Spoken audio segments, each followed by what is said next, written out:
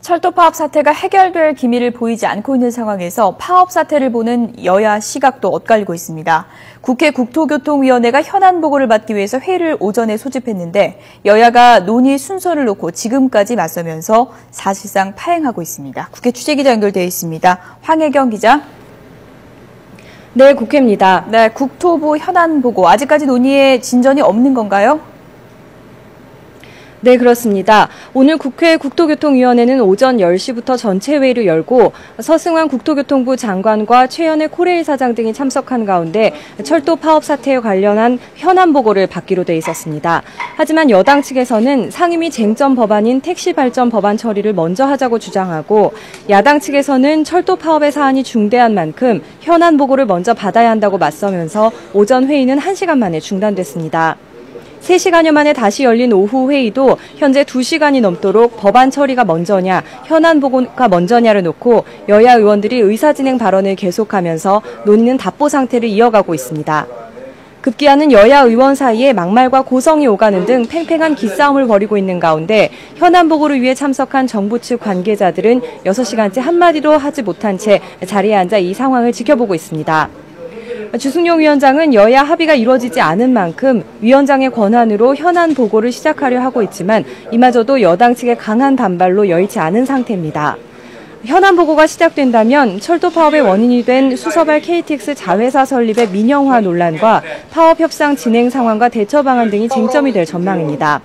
또 파업 장기화 과정에서 불거진 철도 운행 안전 문제와 파업 참가자에 대한 정부의 강경 대응 문제도 초점이 맞춰질 것으로 보입니다. 특히 코레일 파업 사태를 보는 여야의 시각과 접근법이 상반돼 여야 간 공방이 예상되고 있습니다. 네, 여야 아침 회의에서도 이 철도 파업 문제가 도마에 올랐는데요. 어떤 얘기들이 나왔습니까?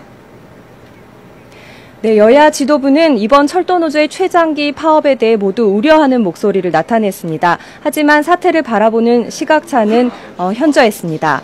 먼저 새누리당은 코레일 자회사 설립은 경영 효율을 높이고 막대한 부채를 해결하기 위한 것인데도 노조가 근거 없는 민영화 프레임을 만들어 국민을 선동하고 있다고 강하게 비판했습니다.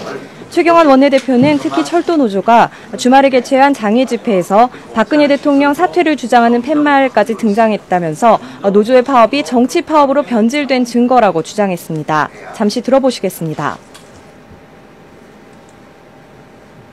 노조가 근거 없는 민영화 프레임을 만들어 국민을 호도해 나가는 것을 보면 그 이면에는 자신들의 철밥통을 지키겠다는 것 이상도 이하도 아닌 그런 파업입니다. 철도 노조는 명분 없는 파업을 당장 중단해야 합니다. 그러면서 정부는 이번 불법 파업에 엄정 대처해 파업을 조기에 수습하고 국민의 피해를 최소화해야 한다고 강조했습니다. 반면 민주당은 이번 파업 사태의 근본적인 원인이 정부의 철도 민영화 시도라는 점에 주목하고 있습니다. 전병헌 원내대표는 오늘 원내대책회의에서 코레일과 정부가 적자 노선의 운영을 포기하고 철도 요금을 인상하는 방안에 합의했다는 내용의 내부 문건을 근거로 코레일이 수익성만 몰두하고 있다고 비판했습니다.